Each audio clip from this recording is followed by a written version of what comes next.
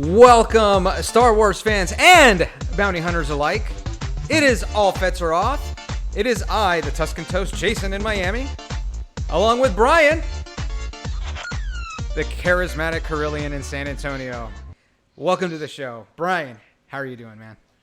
My esteemed Tuscan Toast, how are we this evening? Oh man, we're good. A little tired, but hey, we're good. We got a 1 hour bump, but that's okay. Slight, you ran into some dewbacks, or what's going on? Yeah, man. Well, so I had an appointment this afternoon, and I wasn't feeling too hot, and then I had to get my run in. So I've been running a lot. So I see. I can't get to the gym. I can't grunt like a knuckle dragger. So I got to do something. So I ran. I ran 12 miles last week, and then I did another 3 tonight. So I thought maybe you went on a raid with some other fellow Tuscan Toast raiders. Nah, man, we've had a falling out, dude. A falling out? Yeah, we had a falling out, man. I was eating too many chicky nuggies, and I was taking all the chow away from these guys. So, but I'll never do that again. No, I don't recommend it. I don't recommend it. Oh, that was tough, man. What's up, man? What else? For everyone out there, we are all Fetts are off. Mm-hmm. And we are going to be with you guys for the next 90 minutes. We do 90 minutes every Monday. Mm-hmm.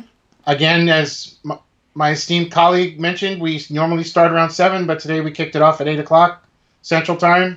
Mm-hmm. If you're with my friend over here on the East Coast, it is 8 o'clock. It is 9 o'clock for you guys over there. Yep, it's party time on a Monday night indoors. Party time on a Monday night at 9 o'clock. Yeah, you can't go anywhere, man. So nowhere to go. So how do you like my little buddy down there? How do you like him? Who you're talking about? What are you talking about? This little guy. Oh, the baby Yoda? No. The baby Yoda. No, you put the baby Yoda a week ago. No. Not that thing. Not that thing. This guy. This little guy. I don't know who that is. Oh, you know who it is. God, no. What the Misa saying?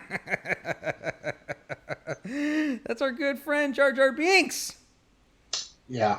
Ah, come on. It's staying there. It's not going. It's on my side, so don't worry about it. I guess it is. I guess it is staying. Yeah, you got the baby Yoda. So Lord knows I don't have a say. So no, I just do things. It's better to ask for forgiveness than for permission. You know. So I'm sorry. There are not enough confessionals on the face of the earth for you to gain any forgiveness for that character. Not even in San Antonio with all those missions. I'm sure there's enough confessionals. No, not even in San Antonio. No, not on the face of the globe. There's none. Speaking of which, how are things on my own stomping grounds over there? Well, it was not your atypical Easter. There were no parks to go to. No. As you know, those were closed. Although a lot of good that did, because now they've reopened them all. What? Really? They did? Yeah. Today? They only closed them on Easter weekend. They're back open. Oh, okay. Yeah, everything's closed here, man. You can't go to parks. You can't go shopping or anywhere in a public space without some sort of face covering. We're taking it seriously here, man. I mean, South Florida is getting pretty hard hit. So we should probably do a little bit of the same over here, but we're not. But hey, those are decisions beyond my control, sir. It will be in November. We're not going to go political on Off Fetts Are Off tonight, are we? No, even though I have a degree in political science, which really doesn't mean much.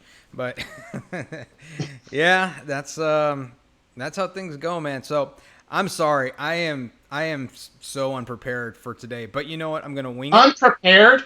I'm unprepared. Tuscan Toast, unprepared? Never. I'm gonna wing it. Never. And, there's TX Utah. I'm here. You see it right there in the middle? We have a new feature. Oh, that's very nice. Yeah, we got the new feature. Oh, look at that. Yeah, see, right there, so you can see it. Excellent. Welcome, TX Utah. How's it going? So I'm sorry, man. I'm super unprepared, but that's okay. I'm gonna wing it. That's what I do best, improvise. But we do have a great show. Last week we went over. I think we missed a couple things, but that's okay. So we talked. No, we got it all in, I believe. Oh, did we? Did we get it all in? Oh yeah, we did. Actually, we talked. Of course, Clone Wars, Deadly Debt, the Vader series, the Obi-Wan series finally has a writer, thank God. And we talked a little bit about the Carbonized Black series figures, and that was a good discussion, man. That was a really good discussion. I had fun with that one. And the Cassian Andor series got shut down, of course, because of the COVID-19 response. Yep. And that other familiar Clone Wars character that came to Mandalorian season 2, or is coming up on Mandalorian season 2. Yep. So, wing it like a chicky nugget. That's so funny. I'm gonna wing it like a chicky nugget, but I'm not gonna eat anymore for a while. Oh, you know what? So I made a conscious decision, and I didn't come to this decision lightly. So I'm going to go. I don't know what the proper term is, but I'm not gonna eat meat. Yeah. You understand Lent's over. That's the thing. I usually am late to the party. You understand that, right? That Lent's over. Yeah, I'm fashionably. Easter Sunday was yesterday. Yeah, I'm fashionably late to these parties. But no, it's Lent actually ends on Good Friday. So it does, doesn't it? Yes, it does. But this is a health decision because, you know, my Tum Tums hasn't quite been the same since the Chicky Nugget Challenge. So I'm hold on, your Tum Tums? My Tum Tums. My little Tum Tums. It hurts sometimes. So yeah, man, I'm gonna try like some plant-based stuff and fruits and. You're gonna go vegan?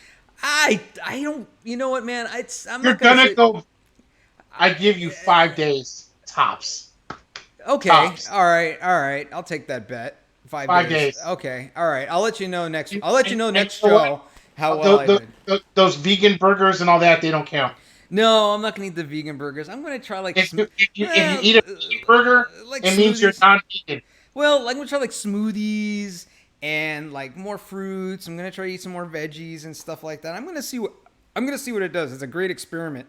And I'm conducting it on myself, as all great scientists do, and so we'll see what happens. Hopefully, combination between that and running, I can slim down a little bit, and then when the gyms open up, I can really get back in there. Hashtag Instagram model, you know. Tex Utah is definitely reminding you no more nuggies anymore. No more nuggies. No, I am kicking that habit, but I'm not saying I'm going to do it forever. But this is an experiment, and it may end up being a failed experiment. But an experiment. 5 days. 5 days is where I got it. Okay, so we'll report back next week, and I'll let you know how that goes. All right. Maybe I should live tweet that every time I eat something. I'm eating a dandelion or something. I don't know.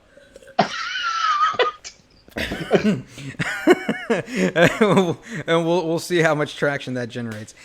Anyways, all right. That's boring and annoying stuff, man. But what's new in the Star Wars world, man? What's going on right now? There's not a whole lot because of course, dry. Everything that's going on. We're a little light on the happenings, but you know, people are trying to. I still managed to scrounge up some topics. Even then, I still managed to scrounge up some topics. Yeah. I mean, and that's good. We got some good ones, and the first one we're going to talk about. I had to go a little out of my way to get them.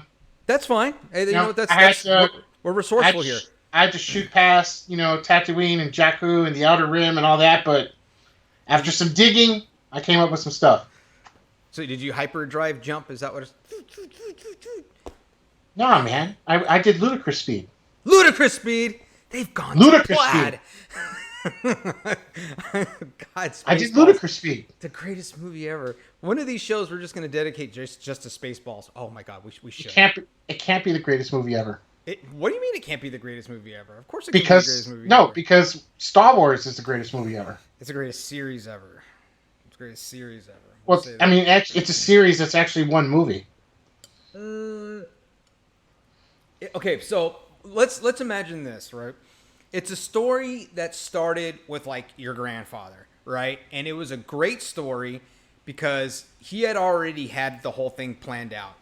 And then that's what he says. And then let's say unfortunately your grandfather passes away and you still like to hear these stories.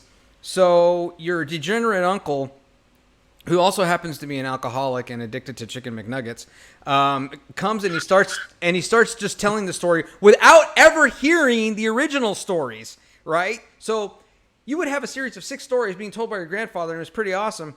And then you got your degenerate uncle coming over here and just chicken winging it, right? And then telling these stories again while after 6 Bud Lights, and they stopped making sense after the second story. That's the equivalent. That's what it was.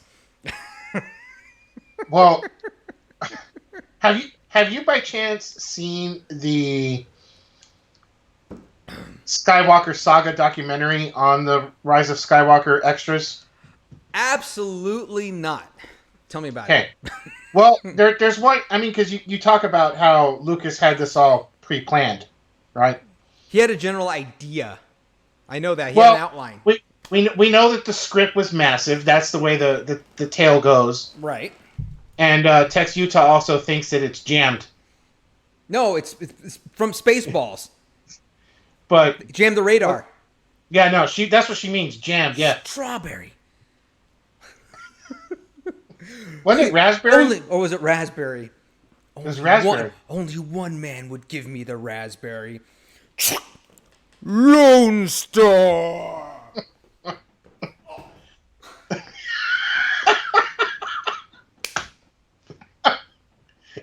The camera bumps into him and knocks him out, remember? Oh, God. Rick Moranis. Yeah. Oh, God, legend. Brilliant. Legend. All right. Going back to the documentary, I used to think a lot that there was a lot of hot air to the whole. He wrote a massive script of all 6 films, and because of resource constraints, he could only do 3. I had a lot of iffy thoughts about that, but there's a little clip in the documentary that is really fascinating. Mm-hmm. That might shed a whole new light on that. Okay. The documentary starts off and you see a minivan going down the highway in California, and it's heading towards, I guess, New Mexico or wherever they were headed to do the desert scene for Jabba's sail barge. Mm-hmm. And they start talking. They get some old footage where they were talking to 3 fans who were there to see the Jabba sail barge scene for Return of the Jedi. Mm-hmm. And they're talking how excited they are to be there and how it's great, and they feel like they're a part of the movie and all that jazz. But some dude in a crazy looking cap comes out of nowhere and says, it's going to be really exciting to see what you guys are going to do when all 9 films are done. So, wait a minute. Not 6. 9. He said 9. Yeah. I want to know who that guy is, because, again, we went back to the point that George Lucas stated that he wrote a script for 6 and only had money for 3. Yet, this guy in this crazy looking hat and scraggly beard comes out and says, it's going to be really exciting when you guys finish all 9 films. Yeah, and you know what? That's credible, and I'll tell you why this is credible, because my sources is very, let's say, unorthodox, but it's a source nonetheless. So okay. There was a comic back in the 80s by a gentleman. His name was Berkeley Breathed or Breathed, but that's how it's spelled, like breathed, right? Like you breathed on somebody, right? Mm-hmm. And I'm having technical difficulties here. This damn thing. But he had swore on it again. You did it again. That wasn't a swear word. It's a swear word. They say it in the Bible. So they do say it in the Bible. I got nothing for that. So I've got nothing for that. But he had a comic strip called Bloom County, right? And Bloom County was about a penguin named Opus and all of his weird friends.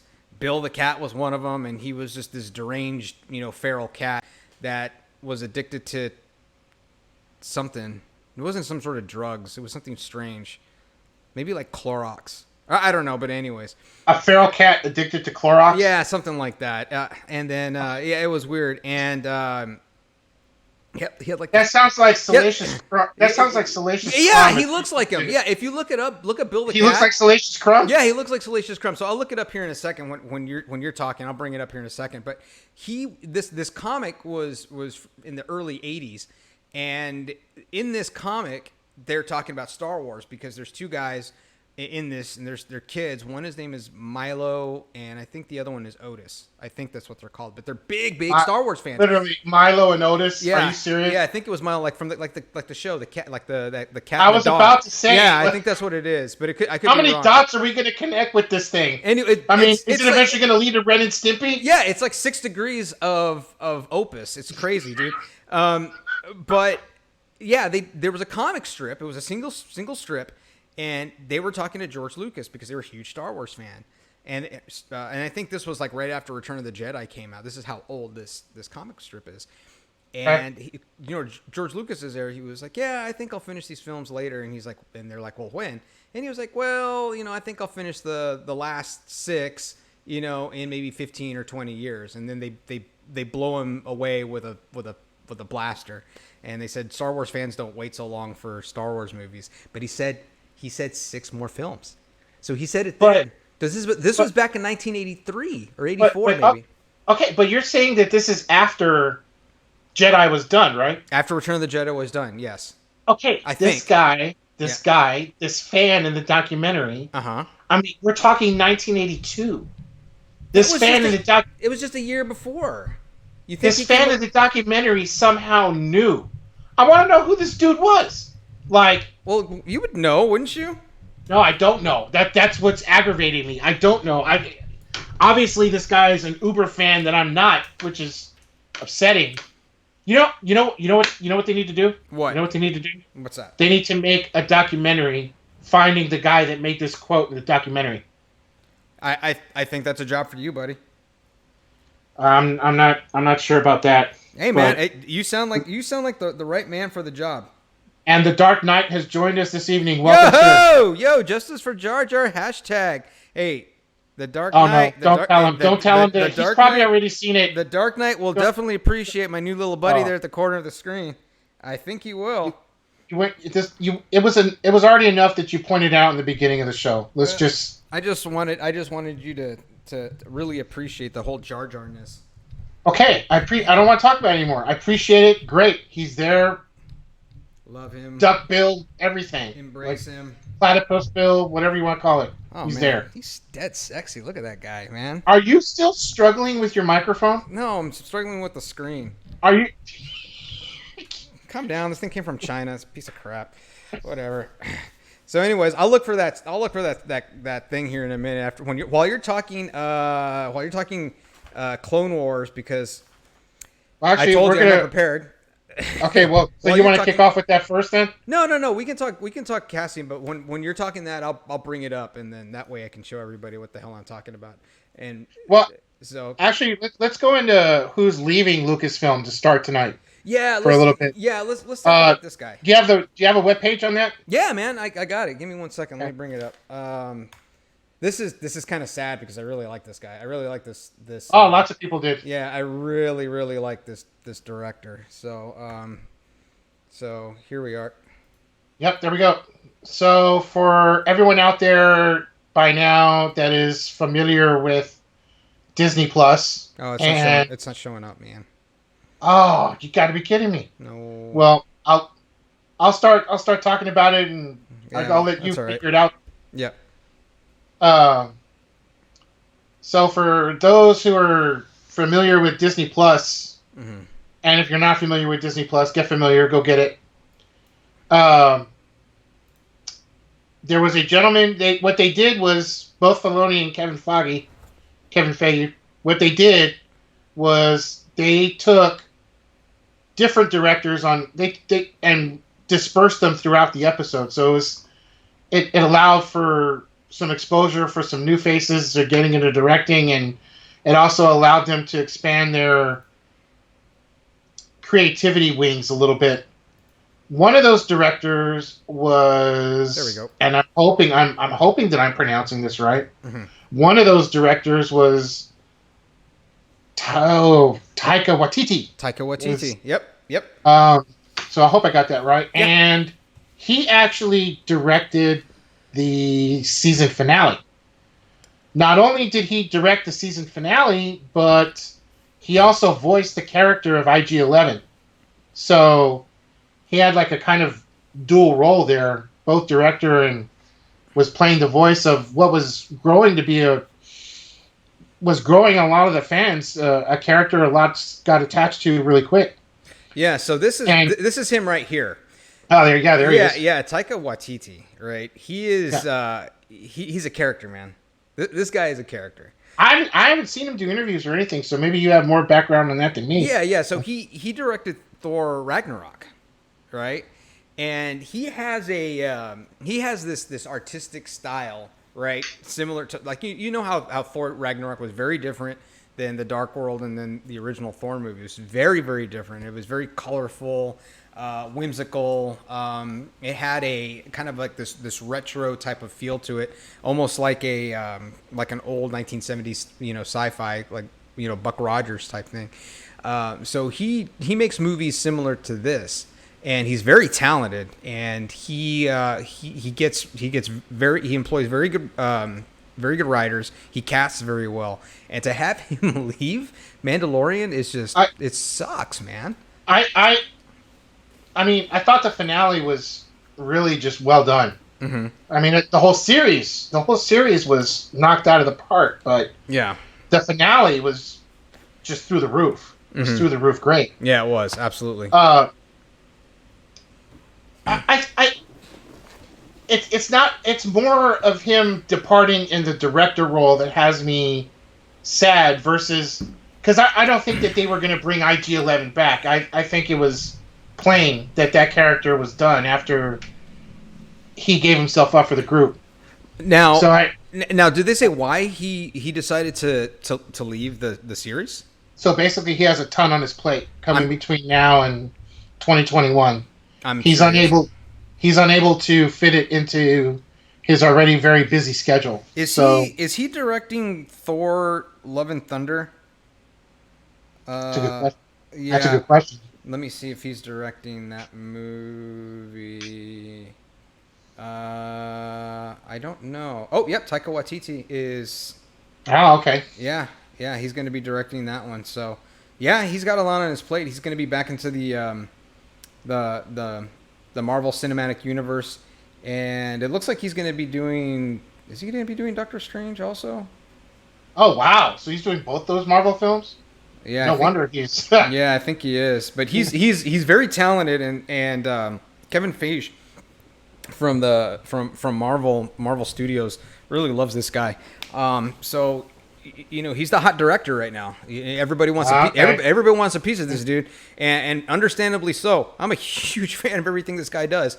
So I mean, having him leave Mandalorian is kind of bittersweet because we're going to see him do some really cool stuff. It's not going to be for Star Wars, but at least he did. At least he did the last episode. At least he could say that was on his bucket list. But hell yeah, I'm as sad as it is to see him go. I mean, Filoni and his team are going to go and get another. I mean, there were several other directors on the series that did just as good quality work because the level of consistency of the show was throughout the entire season. So I don't see it. Again, it's too bad that he couldn't stick around to do another one, but at the same time, they're not going to lose any momentum. I don't think that's going to. No, I don't. Any stretch of the imagination. No, they're not going to let that series. They're not going to let that series go. And we just have nothing but big things to see for Mandalorian. So. Oh, I mean, you still have Ahsoka coming to the show through Rosario Dawson, as we know right now. They've leaked. We talked about the leaked concept art that was out a week ago or 2 weeks ago. Yep. That looks like Captain Rex is going to join Ahsoka. Oh my God, Captain Rex! And with the way Clone Wars is going, if somebody would watch, I have a lot to catch up on. Oh I my don't God. know who that would. Dude, you have to understand. Final Fantasy VII Remake is awesome. Oh my God. If I could quit my job and just sit here and play that game for the rest of my life, dude, I'd be totally cool with that because I can do that. That is such a great, great game. Hang on a second. Love it. Hang on a second. Yes. Are you a Star Wars fan? Yes. Are you a big Star Wars fan? I'm a short Star Wars fan.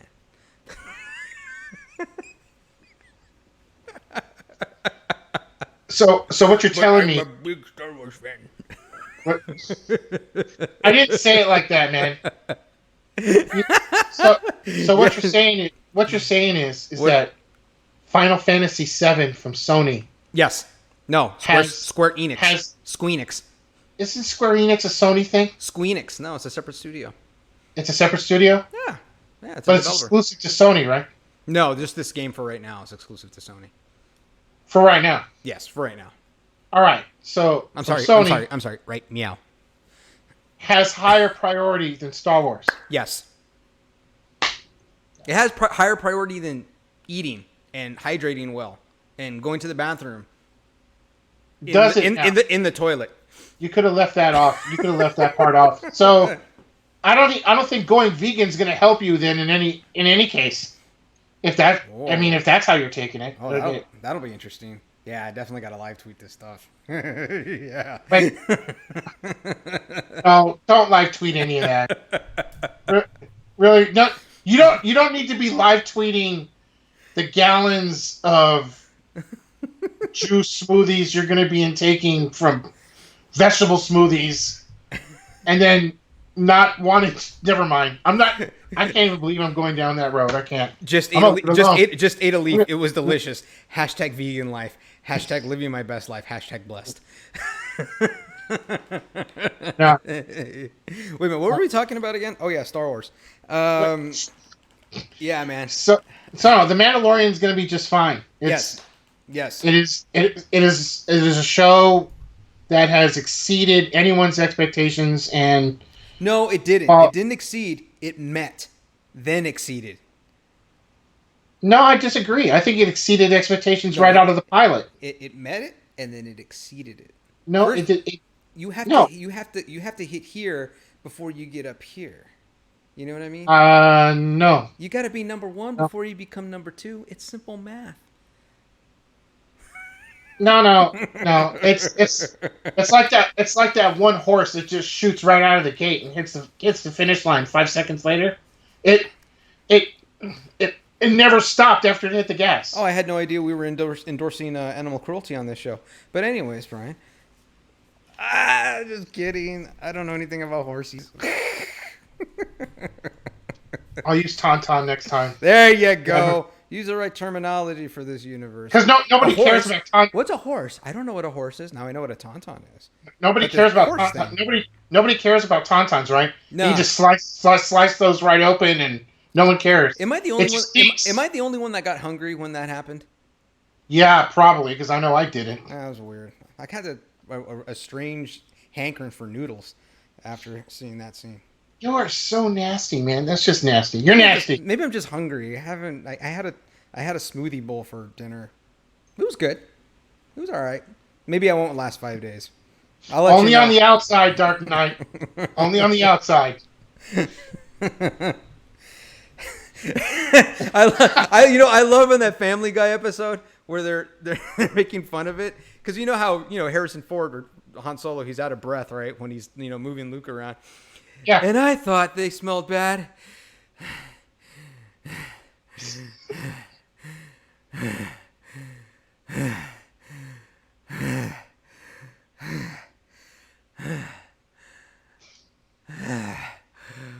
On the outside. Was that on the special or was that in the show? I don't know. I got to go back and look. I think it was on the special when they made fun of it. It was probably the special. Yeah. No. It wasn't on the special because on the special it was Chris that played Han Solo. No, he played Luke Skywalker. Who played Han Solo? Peter. Yeah. Oh, maybe it was. Because I'm pretty sure it's special. Yeah. That's right. And I thought they smelled bad on the outside.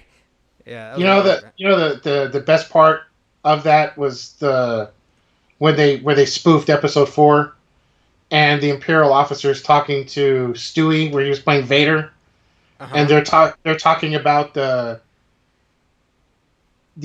target shaft, the 2 meter target shaft. Oh yeah. So you're like, And why it- would you not close that up? I mean, Right. it's 2 I mean, meters. don't you think that might be important? How do you overlook that? Well, I mean, it was just 2 meters, and you really don't think you should take a look at it? No, Well, no, I it mean, should be fine. I suppose we could get a few estimates. Yeah. Get some estimates. Yeah. Oh yeah, you're like, yeah. Get a few estimates.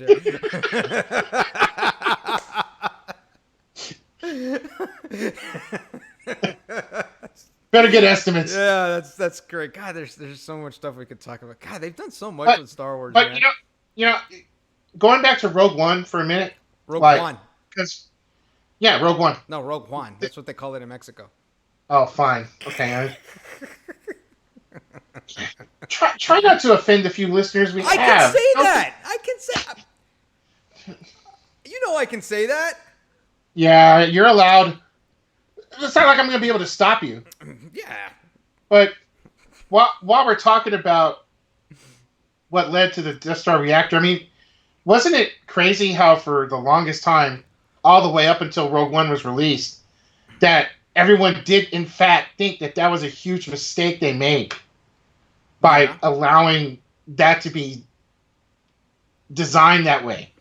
That everyone was just like, man, what a goof, Like, who was responsible for that oversight? And then in Rogue One, we learned it's not an oversight. It was intentionally done by Galen Erso. Yeah. All part of his revenge. I loved it. Yeah. I love it. Yeah, it's great because I mean you think it's like something designed and executed by Jared Kushner or something like that, but no, it was actually by design. So I don't know where you came up with that last part.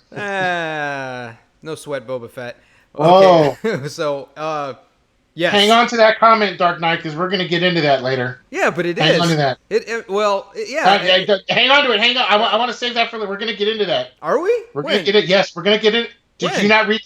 Okay, so not only did you not see Clone Wars, but you didn't read the topic list either. Dude, I worked hard on that list. Dude, I built the little thing down there. The little. Well, then you know it's thing coming I up did. later. Keep that comment in your hip pocket, Dark Knight. It's coming up. I promise you. It's coming up. Yeah, I am so unprepared. I just copy and You're paste and then I put unprepared. in the ticker there. You're unprepared. That's it. You're unprepared. I am Well, unprepared. So Say okay. la vie to Taika Waititi. We're going to miss you, but Mando 2 is still going to be great. Yep. We are now going to go into Diego Luna.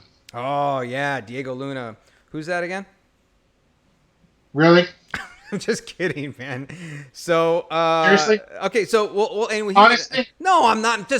I'm just joking. Okay. I know San Diego Luna. Good. So what's going on? What's going on with casting?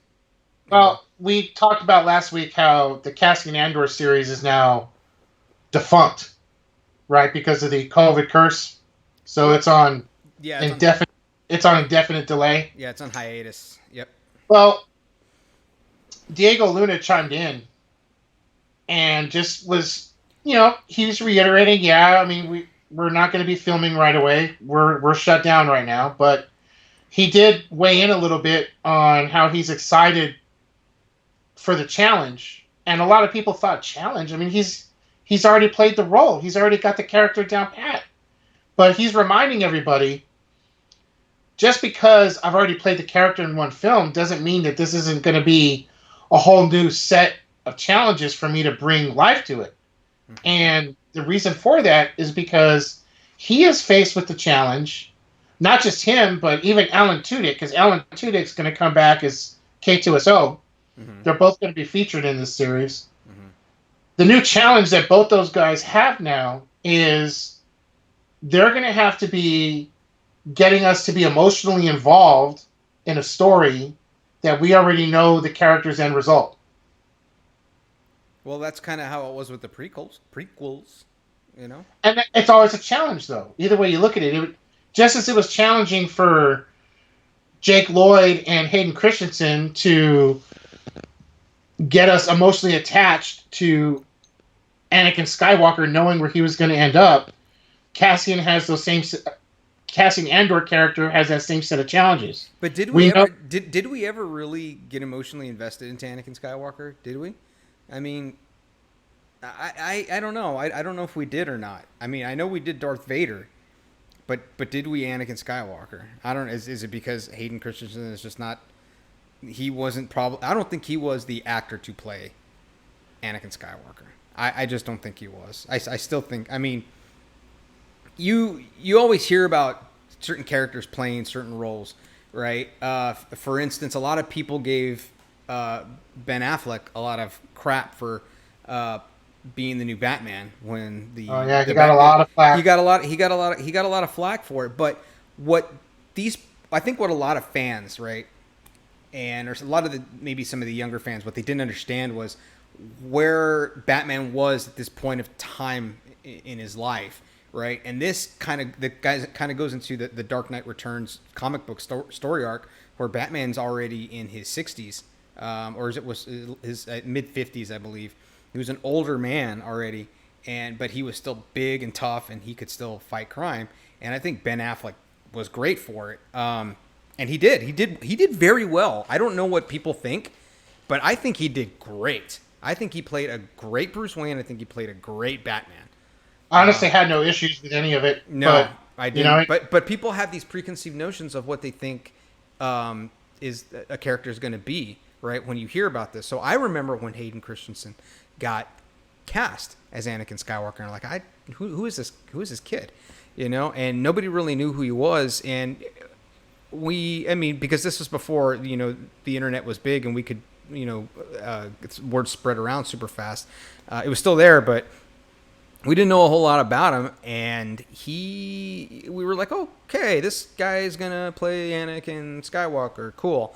And I just don't think that he did the performance well. Well, I think that, you know, his selection came a lot. And again, he was fairly unknown going into the film. Mm-hmm. I think a lot of that still had to do with George Lucas, how he has pretty much a thing for unknowns. I mean, let's be realistic. Right. You know, Mark Hamill, Carrie Fisher. I mean, until they came into Star Wars, there wasn't really a whole lot of background on them. Not even Harrison Ford, for that matter. Mm-hmm. Before Harrison Ford slipped into Han Solo, the most anyone saw of him was 10 seconds inside a pickup truck and American Graffiti.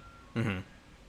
So he really has an attachment to. Dude, is there an ice cream truck outside your house?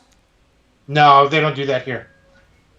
Okay, yes, there's an ice cream truck on my neighborhood. Oh my god, that's so awesome! They're dropping Darth Vader pops. I forgot to tell everybody. I was like, oh my god, I can hear it. Man, I haven't seen those since I was a kid, man. Living over there in the south side of town. They're dropping Darth Vader pops here. It's happening. Nice. All right, I'm sorry. I didn't mean to interrupt. No, you know, again, you just totally cut. But it's all right. You know, it's what you do. It's why you're there. I'm sorry, man. You know me. I'm just like, squirrel. You know, that's kind of how I... No. You're on All Fetts Are Off. It has to be pork. Oh, that's what it needs to be. They look so delicious, man. Well, not anymore, right? Yeah, I know. You're vegan now. Yeah, I'm gonna go vegan. That's over for you. God. All right. You know, he's got a deal for bringing in the new face, and I think that had a lot to do with Hayden Christensen. Now, I don't know if you recall, but going into Episode 2, probably right around, let's see, Episode 2 was out in 2003. No, Episode 3 came out in 2003. Episode 2 was 2001, wasn't it? No, Episode 2 was 2000. Episode 3 was 2005, was it not? Oh, was it 2005? Yeah, because each film is 3 years apart. Let me see. Let me look at this. So 2000. It was 2002 for Episode 2 then. It's 2002. It's 2002. Oh yeah, 2002 was Episode 2. Yep. Right. Yeah. 2005 was Episode 3. Before that, he had only been in 4 movies. So right around 2001, I think there was a lot of, or no, even as early as even as early as 2000, there was a lot of speculation that they were going to use Leonardo DiCaprio for Anakin. That's right. That's right. I do There was a remember ton of I would have, to this day, I would have liked to have seen it just to see what he would have done. Mm-hmm. But I know one thing: he would have had a much larger paycheck. Yeah, he would have. He definitely would have. And that's why I was a little surprised when they had cast episode 1. I mean, you had big name actors in there. I mean, you had Samuel Jackson. You had Ewan Terrence McGregor. Stamp? Terrence Stamp was he didn't have a huge role, but he was. But there. he's a name. He's still. I mean, Well, look at Max von Sydow in episode 7. And who the hell is this guy? What is he doing in the, okay, never mind. I don't Whoa, I don't know. I don't even know who this old dude is. Don't come on here and diss Max von Sydow. No, he's Don't fine. you do it. I love the guy, but what was he doing in who was he in that movie? Who is this old dude? Nobody explains anything to me. I don't know what the hell's going on. What year is this? Where am I sitting? What is this thing? This is how I am during that movie. Like, who's this old dude? He knew Princess Leia. But, like, how? I mean, what? How? Well, you've got me to a disadvantage because a lot of that was put in the novelization, which I didn't look at. Okay, we'll get the cliff notes for that one. But yeah, we'll need cliff notes. Yeah, we'll get the cliff notes. But he had a relationship with, obviously from what you know in the movie, mm-hmm. he obviously had a very close relationship with Leia, as he reminds Poe, well, to me, she's royalty. Right, so that means he knew her when she was Princess Leia, not General Organa. Correct. So you had a big name actor there, and then in episode 1, you had all these big name actors. I mean, you had General Zod, you had Liam Neeson, not a whole lot of unknowns, and these were already big name actors at the time. Probably because Lucas could afford it. Yeah. He's like, I knew I can get some quality actors. I can get these guys, and he did. So there you go. But also coming into the casting series, they've also said that they're going to bring back some characters from the OT. Oh, so, Ewoks? No. Jar Jar? No. Dude, they're not going to be any. Yeah, man. If Jar Jar makes an appearance, man, oh my God, that's it. That's the end of it for me. No, I'll be in love. Jar Jar is banned from any appearance in any future project. He's banned. That's what you say, man. Until he it is what I say. Until he shows up. He's banned. We don't want him. You want him. He shows up. I want him, man. And Dark Knight wants him. Hell yeah, he does. Hell yeah. Right. He's on board. It's good stuff, man. Because it'd be cool. It'd be really cool, like, you have him coming up. God, what the Misa saying? And then everybody freaks out. Yeah, Jar Jar Binks. Because you know what? It's been enough time. It has been enough time, Brian, that people will get over the pain of having this character in episode 1 and doing all the weird stuff that he did. That seeing him now would just be ironically funny. Wait, so you admit that there was pain from watching him in the movie? Did you just say that? It wasn't painful. It was because we have it on tape now that you just said it. I think it was. Tape. I think it was painful it's on record. Hearing him sometimes. Again, you said it twice. That's twice. But he became my hero in episode 3 when he himself, as a senator of Naboo, single-handedly created the Galactic Empire. He single-handedly created the Galactic Empire, and for that, I salute you, Jar Jar Binks. You realize that it's entirely the way that the fans felt about him that was inserted in episode 3. So people could hate him more? I loved him. I loved him. It was the only way to give us who hated him any gratification. What do you mean us? What do you mean us? You're the only one that bashes him. I am not the only one that bashes him. Oh yeah. Oh yeah. No. No. You're the only one. I am not the only one. You know I what? am not. Get some of your homeboys from the 501st, and I want to hear their take on it. Oh, okay, yeah, Yeah, we'll do that. Yeah, that's all right. Doing that. This We'll have to get them to Skype in or something. We'll do that. This could be the debate of the century: Jar Jar versus no Jar Jar, right? It's no debate. Battle royale. Yeah. No. Loser has to eat a chicky nugget. One? A singular chicky nugget. I can do that. A singular chicky. I don't even know if I could right now. I can't be brazen enough to commit to 50, but I can do one. I can do one. Sure. I don't even know if I could do that right now. It's a little hard to think about those things. Those yummy, delicious, crispy chicken nuggets. Man. You haven't gotten through all 32 of those yet in your digestive tract? That hasn't happened? I don't know. It kind of feels like it's a lump of chicken just sitting in the left quadrant of my bowels. It's not gonna go anywhere. It's gonna stay with me for the end of time. Didn't describe it that way. Really? The left quadrant of your bowel. Yeah, the left quadrant. Left lower quadrant. Sorry. I have no clue how we get into the Cassian Andor series and the challenges for Diego Luna, and we end up to the left quadrant of your bowels. It's because I have such a short attention span. I could pop an Adderall before we start doing the show. Aerodynamics of a cow. And then, oh yes, dude, my mom loved it when she saw it on YouTube. She was like, "Oh, my brilliant, awesome son. Where do you come up with these amazing, funny features?" And I was like, "Well, Mom, it's just me, and I'm awesome." So there you go, aerodynamics of a cow, baby. How many 508? Oh yeah.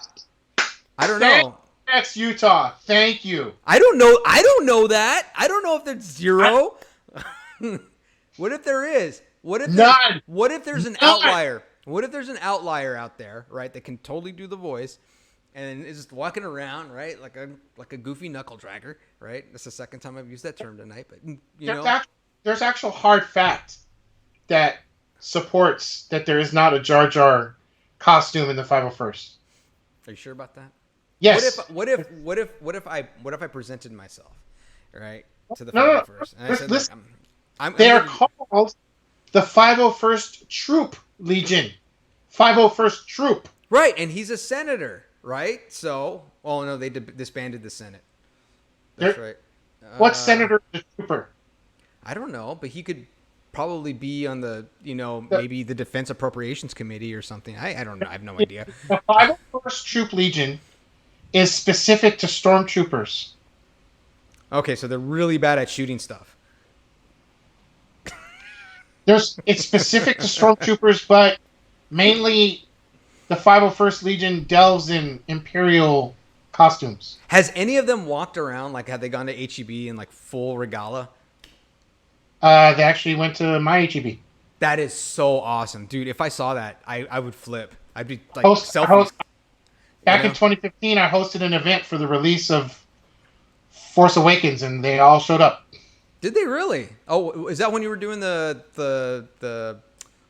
what is it? The video stuff at HEB? Okay, cool. That's cool, man. They all showed up, including one known as the Dark Knight. Oh, no kidding. Wait a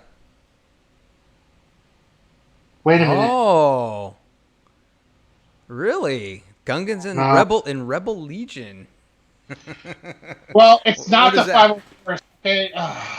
Explain to me what this is. No, the Rebel Legion. They're basically the 501st, but the good guys. Oh, that's cool. They're rebels. That's cool. So you can be anything, pretty much. So you could be a Gungan. Can we just leave Gungans alone now? Can we do it? I just want to leave Gungans alone. Hey, you brought it up. No, technically you did, because you added that monstrosity on the lead headerboard. Dude, he's giving you a thumbs up though. I love that picture, man. I found that. I was like, man, I gotta throw it up there. He is gonna hate it, and that's exactly why I did it. But now Well, look. We got Jar Jar, and we got Baby Yoda down there. Baby Yoda, I'm fine with. Of course you are. Ho- You're fine with this too.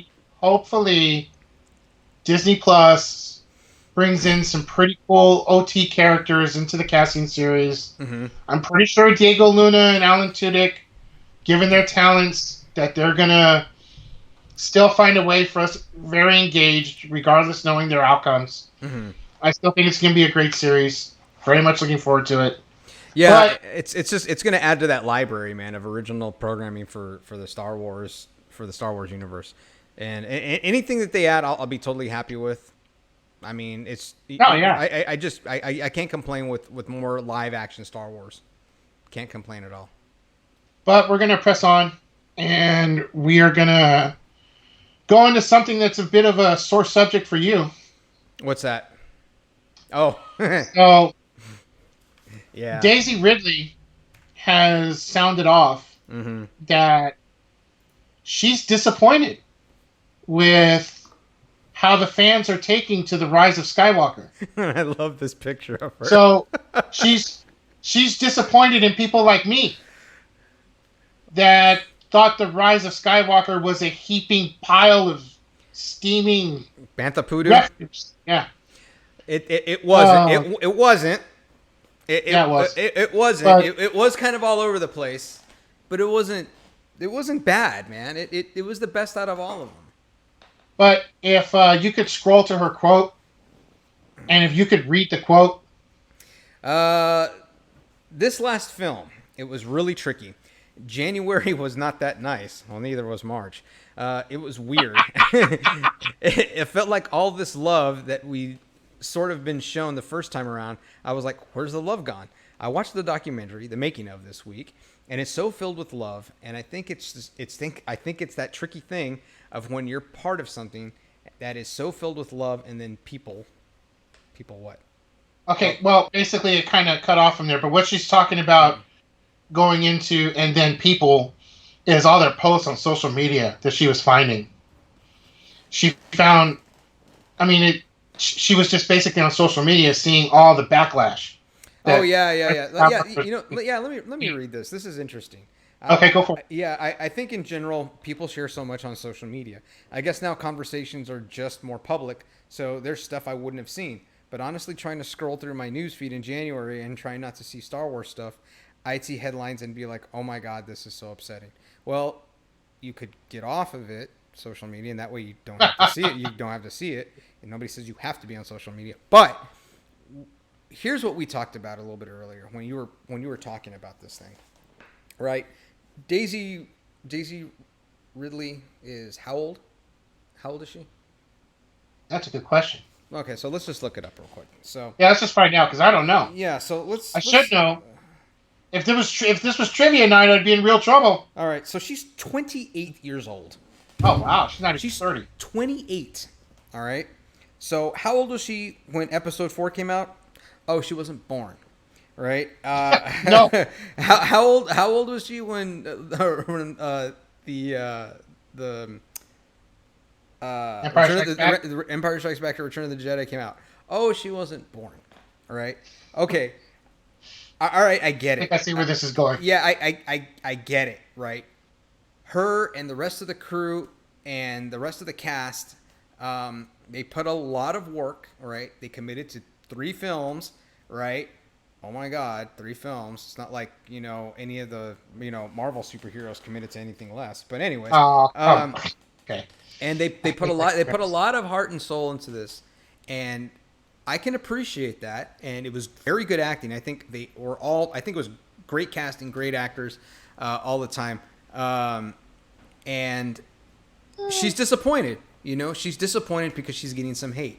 Now, going into this, right, as an actress, right, you have to understand, right, what you're messing with, right, what you're touching and what you're trying to accomplish here, right? You are taking fans, right, of a movie and a series that has over 40 years of content and fan theory and fandom to build up to, right? So you're fighting against 40 years right now. You're already at a disadvantage. Whatever you do is never going to be enough. It's not going to be enough for you. It's not going to be enough for me. That's just how it is. That's how it is with something like that. That's one way to look at it. That has spanned 40 years, almost half of a century, right? So, yeah, you're gonna get some hate for some things that you did, especially when Kathleen Kennedy went into this thing without any real, guideline for the story. So, true. I'm sorry that she got hate from it. It just kind of sucks when you see criticism for something that you put a lot of work into. And I saw the documentary on her too, and I was really interested into how all the the choreography for the fight scenes were done, and it was done really well. And they put a lot of work into it. No, I won't take anything away from that. I'm not. But what you're going to get hate on is you're not going to get hate on your acting. You're not going to get hate on what you put into it. You're going to get hate on the story. And that's really what it is. You are ultimately going to get hate on the story. Well, I'm just here's my thing, okay? Mm-hmm. And what was I elated with the Rise of Skywalker? No, I wasn't. Mm-hmm.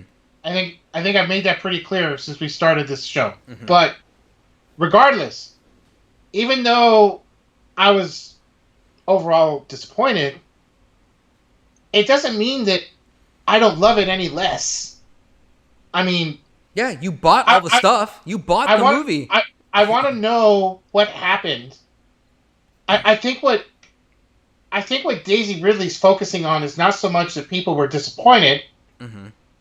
but people that have just sort of flipped the switch and just said, you know what? Like, I'm eviscerating Star Wars from my life because of this experience. I mean, well, I think those are the ones she's really looking at. Yeah, and I really felt that way after The Last Jedi. Yeah, I know you did. I was so insanely and incredibly disappointed in the way that story was told. I was just like, you know what? I'm not even going to see Rise of Skywalker. I am not even going to see episodes because I think that's what she's talking about, and this is my whole thing. When did all that crap start? Because regardless if I'm a little disappointed on episode 1, right? I mean, that episode 1 just yanked my guts out from me, but mm-hmm.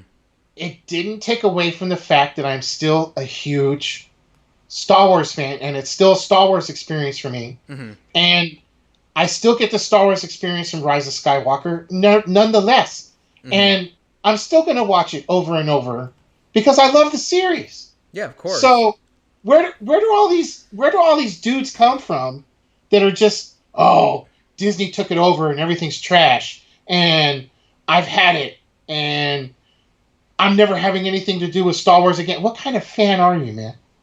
Not a real I'm just gonna put it out there. Yeah. I mean, if that's really how you feel, then I question the level of dedication of your fandom. I'm sorry, but I do. And if that's how everybody was, there would be no Cowboys fans. Because we have been dealing with mediocrity since 1995, So yes, we're Cowboys fans, and anybody watching, we're expecting a lot of hate mail from you guys. So yeah, I wanted to bring that up. What you're reading right now from Dark Knight 66. So.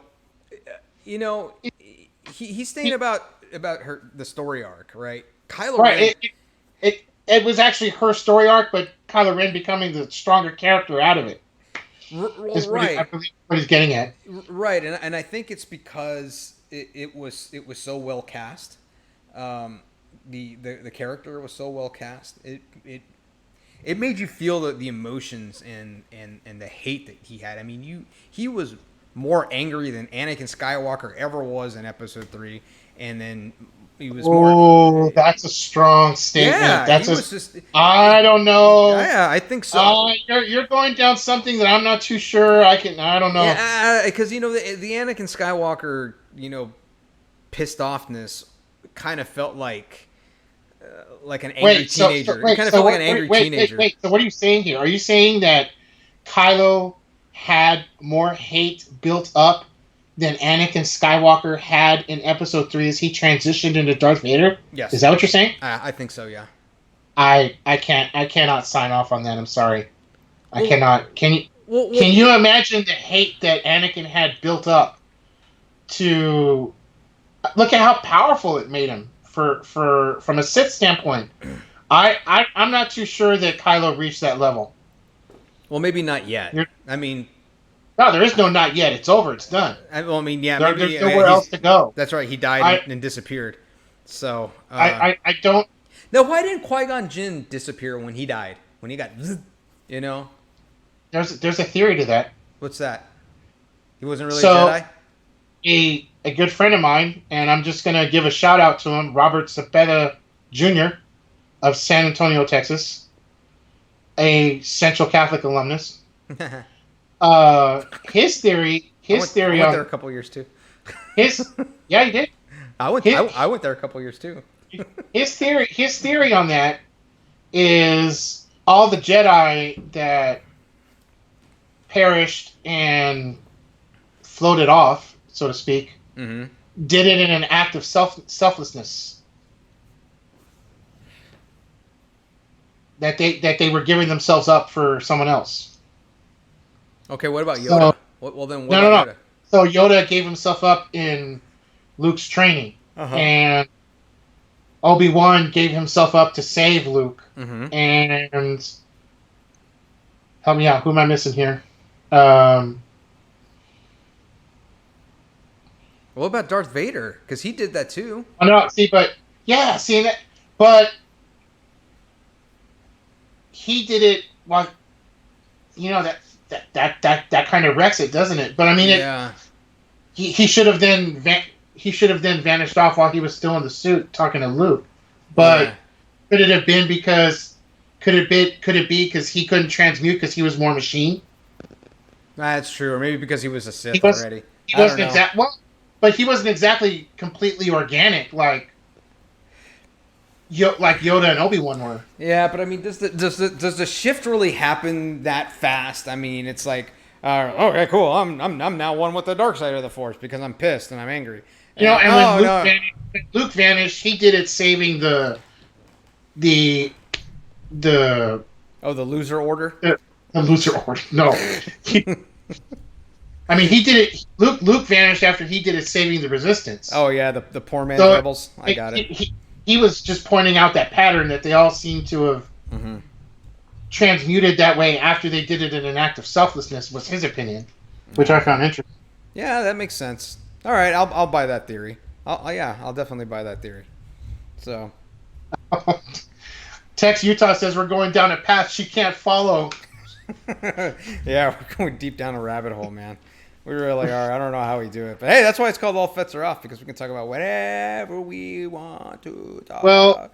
We got to come into the topic that, again, you don't have any background on for the fourth straight week. But I'll get to it. I promise. Oh, that's horrible. You did the yawn on air. Our own show is that boring to you? No, just you. Really? Oh my God! Can you? Wow. Sorry, everybody. We sucked that bad that my co-host had to yawn. I'm sorry. I'm sorry. I'm sorry. The poor guy's tuckered out. So, hey, you know what? Dark Knight makes a very good point. You know, what's that? The prequels got some pretty bad backlash, and he's thinking that's what's going to happen with the Disney trilogy. You know why? Because of what's over there. That's because over there in the corner. Because of Jar Jar? That's why the prequels got backlash, because that walking platypus right there that you have in the corner. That's not why everybody hated the prequels. Yes, it is. No, that's not why. That's why. That's not why. That's why. No. Look, man, the prequels. I think the prequels have a lot of great stuff in it. They got a lot of crappy stuff. Episode 2 was a really bad love story. It was just I know George Lucas tried. I'm like, dude, that's really not your forte. But he tried, and it just kind of failed. It wasn't a very believable love story. But Ewan McGregor, while he was filming the trilogy, the prequel trilogy, I mean, he hurt his back. You know that, right? from carrying those prequels. Oh boy. Okay, look, we got to get into the Clone Wars review that you didn't see. All right, Again, you do that, and I'll look for that comic book, that comic strip. I'll let you talk about that, and I'll look for the comic strip that I was talking about earlier from. All right, everybody. Bloom So County. because my esteemed Tuscan Toast again missed another episode of Clone Wars, I'm gonna handle the review again tonight, which I've pretty much been handling for the majority of our episodes. But I mean, it's fine. Regale us with your review. The title of the episode was Together Again, and it's aptly titled. And I'm not disappointed with any phase of the Clone Wars yet. I've liked every single one of them.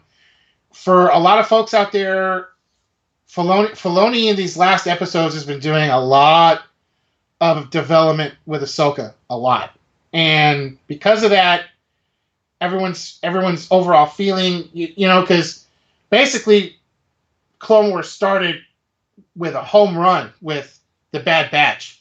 Then, after the Bad Batch story arc finished, it kind of got brought back down a bit as Filoni is really closely developing what's happened with Ahsoka after she left the Order in Season 5. And he's really been focusing on her feelings, moral dilemmas that she's been dealing with, decisions. All that's been a real focal point in these last few episodes. So, as we come into this one, she's still continuing her journey with both Trace and her sister Rafa and rectifying what's been taking place with the gang they got in trouble with. Basically, she's coming to a point where even though she did not want them to realize that she was a Jedi because of what happened with the death of their parents, it was coming to a head where she knew that was going to end up getting revealed, and it did. And it was a little emotional there for a second, but Trace and Rafa do come to terms with it, and Ahsoka does use her Jedi skills to get them out of hot. But more importantly, some big reveals going forward. The episode before this, you already knew that Bo-Katan was coming back into the fray. And Bo-Katan already has a relationship with Ahsoka coming from also Season 5. But everyone got to see Darth Maul. Spoiler. But again, if you guys haven't gotten Disney Plus or the Clone Wars by now, I don't know what to tell you. But Darth Maul does make his reemergence into the Clone Wars right now. And when we left Clone Wars in Season 5, we knew that Darth Maul went and took over Mandalore with Crimson Dawn. So here we have Bo-Katan with two other Mandalorians, and it seems to be they're from the Night Owl faction, which is sort of the female version of Death Watch. But in the credits, if you looked at the credits, Ursa Wren was listed as a character, so she's likely there with Bo-Katan, and we also saw Ursa Wren also in Season 5. And we find out later in Rebels that Sabine Wren is Ursa Wren's daughter. So Bo-Katan shows up here, and she's basically going to Ahsoka, asking her for her help to retake Mandalore. Now, why is this important? Because one of the key things that we heard in Season 6 of Clone Wars after Ahsoka was gone, something that they talked about at great length, was about the Siege of Mandalore. And this is supposed to be one of the pretty much knock your lightsabers out of your belts battles in Star Wars.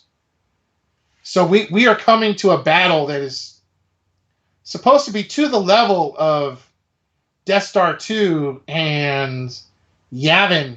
I mean, we're supposed to be seeing a battle that's just going to be epic.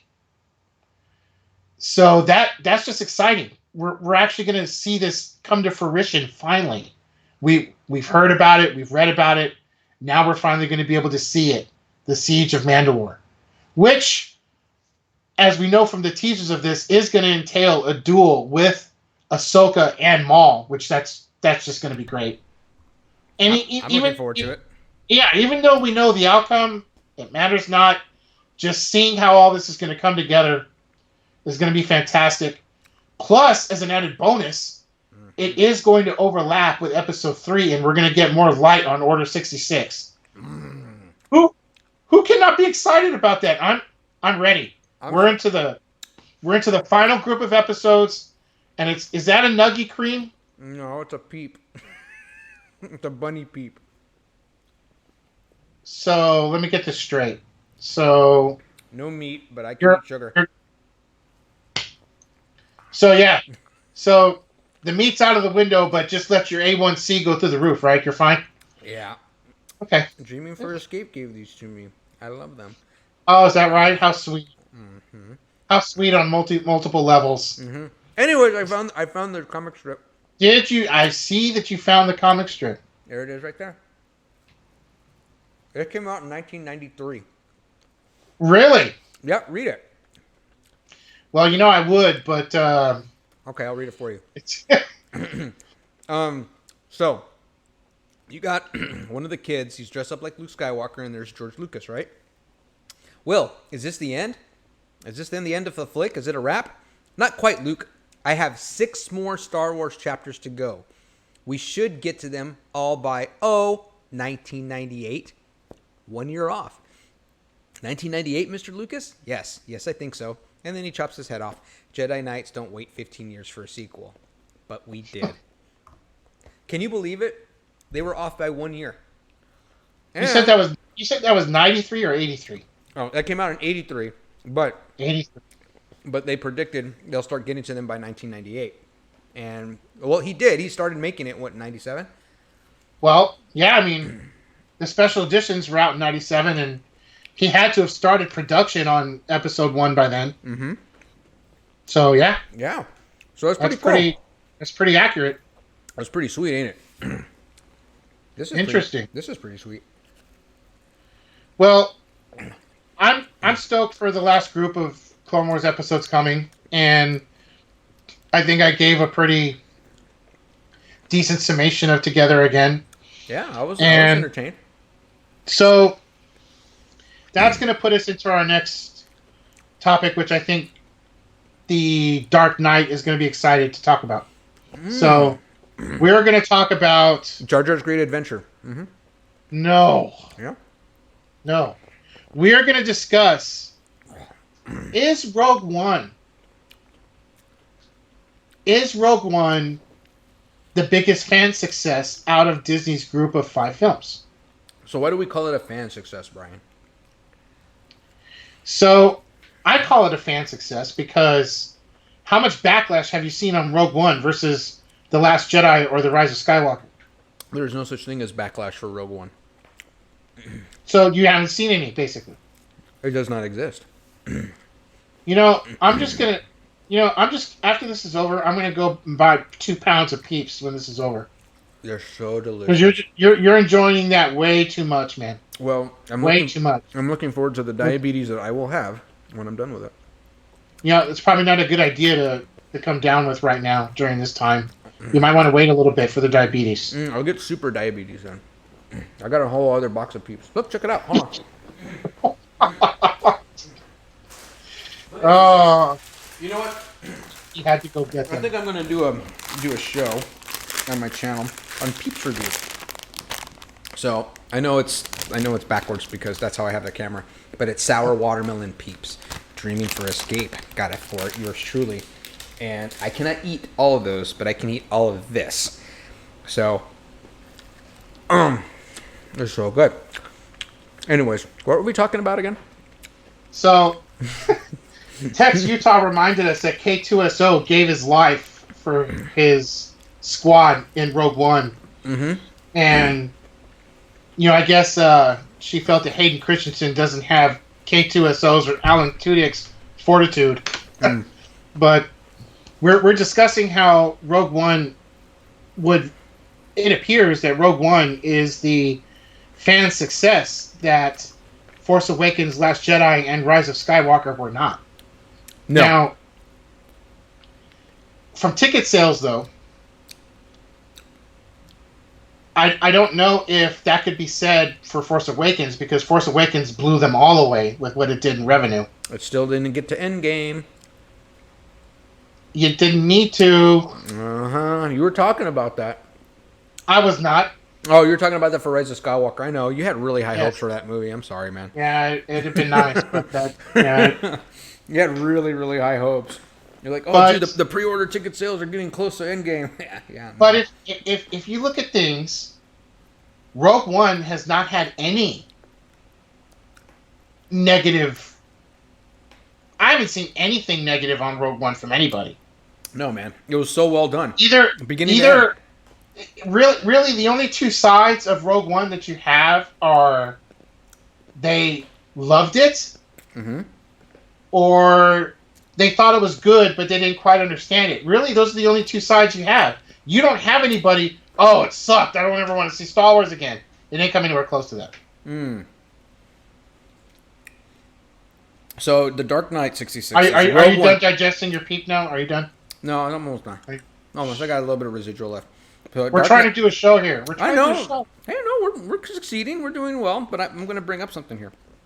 Dark Knight 66 says Rogue One is the best movie Disney has made, period.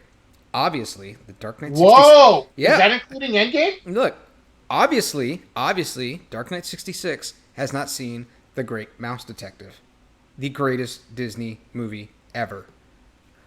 Uh-huh. Yeah, man. I don't know if I can argue that. Look, when it I comes don't- to, and when it comes to animated films, it's The Great Mouse Detective, Fievel Goes West, all right, The Rescuers Down Under. Fievel Goes West is not a Disney I know, movie. I'm just saying animated movies. I know. Oh, animated you're movies. talking animated movies. Yeah. Okay. All right. Rescuers Down Under. All right. And then Who Framed Roger Rabbit? Well, that was very nice from Tex, Utah. Whoa. Hey, big shout out to you, buddy. Really? That's secrets tomorrow? That's tomorrow? Secrets out. Our secrets out. Our wedding anniversary is tomorrow. Well, she's absolutely right. You are the sexiest, most talented, beautiful man I've ever known. She is absolutely right there. She hit it right on the money. Don't give her reason to be jealous, Tuscan. Oh, no. But hey, congratulations, man. Thank Great you. stuff, man. I appreciate it. That's good to hear. Appreciate it. Thank you. So you can celebrate in quarantine together. Yeah, that's definitely how it appears. How it's gonna. Yep. You know what? You can get some mixers, and you can make quarantinis. Quarantinis. Yeah, quarantinis. Oh. And you know, like all babies that are going to be born because of this quarantine, they're going to be called coronials. Oh my gosh! I didn't even put that together. Yeah, coronials. Coronials. Yeah, anybody born in 2020 in the later half of 2020, they're going to be called coronials. Yep. But going back to Rogue One, I think the reason it touched fans on a positive level so wide across was because of the care they put into it. Oh, I mean, yeah. Like Yavin was rendered perfect, and And they brought someone back from the dead to actually play Grand Moff Tarkin. So the digital rendering of Grand Moff Tarkin. Oh yeah, come on. yeah. So but- Peter Cushing's likeness was done, and even to where his hair wasn't perfect. It had the imperfections in it, so Yeah. it was very well Yeah. done. Very well done. Yeah, so I mean, a movie is big when they got to bring someone back from the dead. Well, and who they chose in casting for Mon Mothma? It was the same. It was the same person that did it in No, it was not. episode 3, wasn't it? Yeah. Oh wait, for episode 3, yes. Yeah, episode 3. Yes, for episode 3, but not Return of the Jedi. No, she would No. be a lot older already. Yeah. I don't know. Actually, but she wasn't in episode 3, sir. Oh, in the deleted scenes. Of She was episode only 3, in the so- deleted scene. Yeah, sorry, So, the deleted scene where they were You know, for- forming the Rebel Alliance or the Right, genesis so- of the Rebel Alliance. Yes. so Yes, for a really. lot of folks that hadn't seen that deleted scene, that was something special because, I mean, really, this actress was I mean, the likeness and the voice was just. She had a female English accent. Everybody in England has a female English accent. Well, there goes any aspirations I had of stretching this show across the coastlines. So Pip pip cheerio. yeah, I guess all Fetts are off. We're not going to be very popular in the UK anytime soon. Thanks a lot. Good job. Good job. There's no Star Wars fans in the UK. Come on, they don't believe. No, they don't believe in there's movies. no Euro Disney. No, they didn't. Yeah. That's in France, Either way. and it's called Le Disney. You're ever since you put the Jar Jar icon up there, it's just been impossible today. It's been impossible. Oh man, he's feeding my ego. That's what's going on. He's just so damn sexy. Look at this guy. Whew, he's a looker.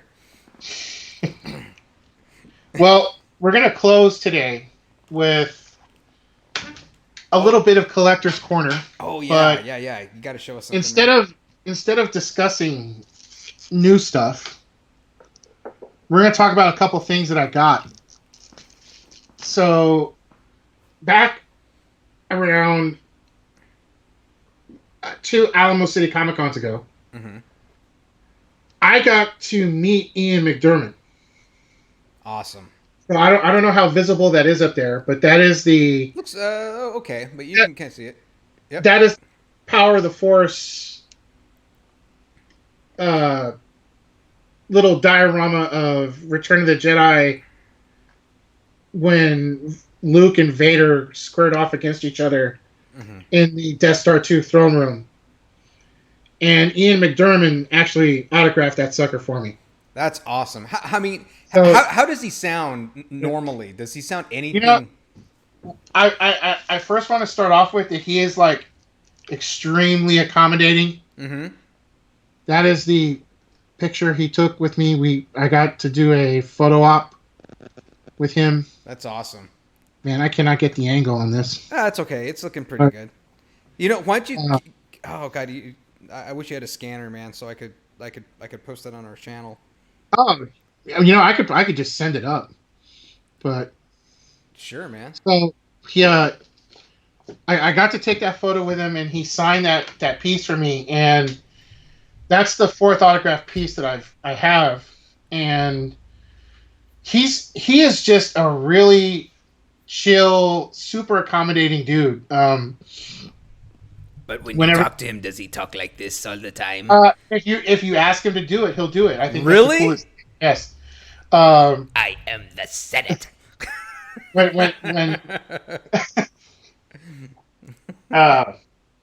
yes, Dark Knight, absolutely. He's an absolute class act.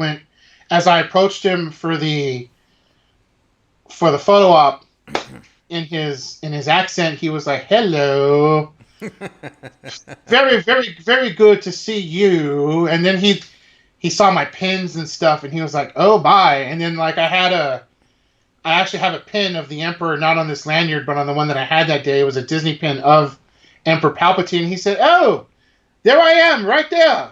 That's awesome, man. That's so cool. And he was like, he asked, is Sheev Palpatine your favorite character? And I told him, well, the Sith Lord that you knighted as Darth Vader is my favorite character. And he's like, "Oh my, so I'm not your favorite?" And I said, no, but I was like, would it be okay though if you actually gave me a small impression of Palpatine? And he was like, "I shall do it." Oh, awesome! That's so cool. And it was just an awesome 6-7 minutes. I mean, that was just a great 6-7 minutes, and it's something I won't soon forget. And it's definitely, without question, a couple of the prized pieces that I have on my shelves. And going forward in the next few shows, I'll, when we do Collector's Corner, if we're not talking about something new that's coming up, I'll look for something in my set that is not just like valuable, but is meaningful to me. I'll talk about things that are meaningful to me, and You have to. we'll do Man. that every now and then. You have a huge, awesome collection that you need to showcase, man. And this is the best place to do it on All Fets Are Off. This is the best place. Yeah, You I gotta agree. do I it think here. I think we got a good format here to do all that kind of stuff. Yeah, man. And so, like, with that celebrity meeting, man, I they moved the Florida SuperCon, which is the big Comic Con here in South Florida. They moved it to 4th of July, where it usually is. They were supposed to have it in May, and I got a feeling it's not happening on 4th of July. Yeah, man. I just don't think so, man. It's just, and even then, I'm gonna be really skeptical with being in big crowds, especially with comic book fans, because hygiene kind of takes a back seat for some super fans, So, I'm a little skeptical to be around just a bunch of people for stuff like that that's coming up around the corner. We're going to see a lot of reductions, and everyone's still going to be pretty spooked about hanging in a big crowd anytime soon. We're not going to see. It's for the best. It's for the best. No, it is for the best. So. People need to chill out for a little bit to this thing. It's not going to happen in July. This thing is not going to settle down in July. No. We're only at the very tip of the iceberg of the curve slowing down. They've talked how the curve is slowing down and numbers are tapering off, but in a very small amount. So, June, July are around the corner, and we're gonna still need to push through those months with still being careful. Yeah, man. I haven't shaved. Look. Off. I haven't gotten a haircut. I mean, dude, it's don't. I mean, this is the longest it's ever been. You can't really tell, but it's pretty long, Don't mention haircut with Tech Utah on the. Don't mention haircut with her. But I got the haircut talk yesterday, and I was like, I'm not getting a haircut in the foreseeable future right now. Yeah, so, I hope Disney opens back up again in July also. Dark Knight. I really do. I mean, if they do, they're going to have to do it different.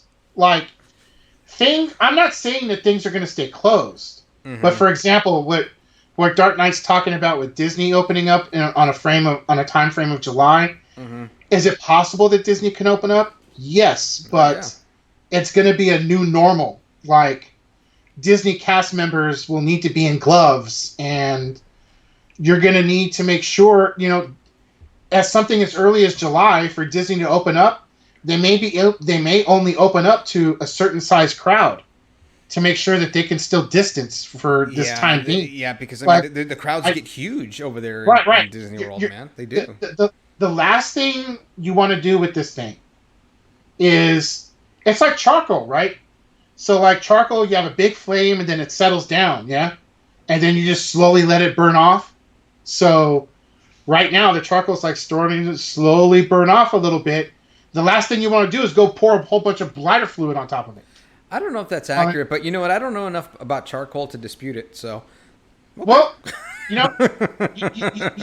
don't want a big flame that got settled down to a tiny spark, and then you don't want to go throw a bunch of whole lighter fluid on it, like have a bunch of people pack into a small space like sardines. You don't want to do that. Yeah, and that doesn't happen too often there. But the most interaction you really have with people is when you're in line, because those lines are very condensed, and you're going to be, lines for attractions and lines for the attractions. Yeah, because you're going to be you're nut to butt with somebody, Right. So those are going to be things that could potentially reignite the spread. A convention could reignite the spread, and these things are going to need to be thought about carefully if they're scheduled in July. You're either going to have to think to move it, or you're going to have to think of a way to open it with some distance.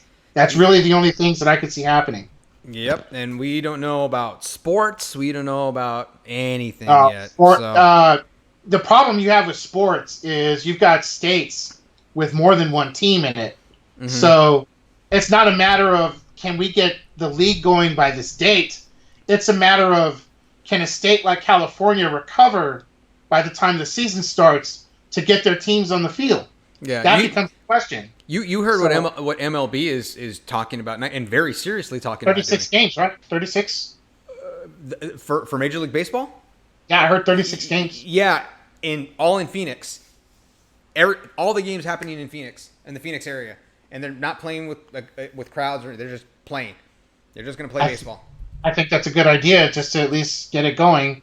I mean, I guess. I mean, I don't know how many people are going to watch that, but it sucks. But the reality of this is, it's still too early for any type of crowds. Yeah, man, It's still, you can't do it. Yeah, man, I've been watching them play NBA 2K20, the basketball players. I heard about that. Watching them play that on ESPN. So, I heard about that. But it is what it is, and we got to do what's best to stay safe, and So yeah, you still got to be real delicate with this. Yeah, it's just how it is. And so until then, we'll keep doing the show, because I don't know how much more distance you and I can have between each other. No, I think we got adequate social distance. Yeah, I think we have. I think two different states. I think that's enough. Yeah, I think we were social distancing before it was a thing. So yeah, we're the trendsetters here. All right, we are. Yeah, we started it. Oh yes. But so next week we'll talk some more stuff. I keep making the promise that I'm going to catch them on Clone Wars, but and I'm not going to promise anything. I'm not holding my breath. I do. If I don't, I don't. I'm holding my breath. But we talk about some other pretty good stuff anyway. So we covered all topics today, which is great. So that's cool. Well, the last couple of times we've been kind of missing some stuff, but that's all right. We're good. So Brian, you got anything else? You got anything else? Thanks to all who came out today. Our regular guests, the Dark Knight, and on a personal note, I also want to thank Tex Utah for blessing me with having chosen me to be her partner in our life journey, and I look forward to, even though it's going to be a little bit different, I look forward to celebrating another year of marriage with her tomorrow. And it's still going to be special tomorrow, because every day is a special day with her.